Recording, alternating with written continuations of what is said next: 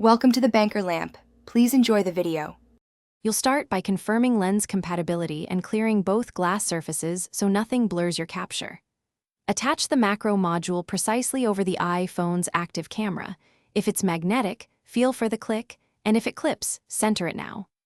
Once done, hold the phone steady and launch Camera app.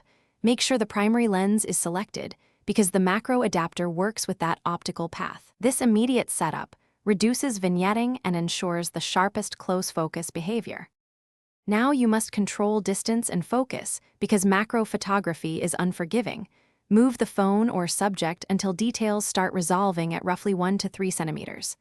Tap the subject to set focus, then hold the screen until AE/AF lock appears so exposure and focal plane stay steady. Once locked, fine-tune by nudging the camera. You'll see depth of field change rapidly.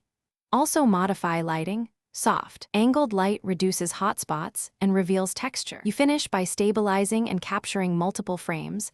Mount the iPhone on a small tripod or rest it on a steady surface and shoot a burst while slightly varying angle and distance. Once done, review images at 100%. Pick the sharpest frame or combine exposures. If results are soft, make sure the macro lens is perfectly centered. Wipe any dust from optics, and add more diffuse light so the camera can use a faster shutter. A quick realignment usually fixes most issues.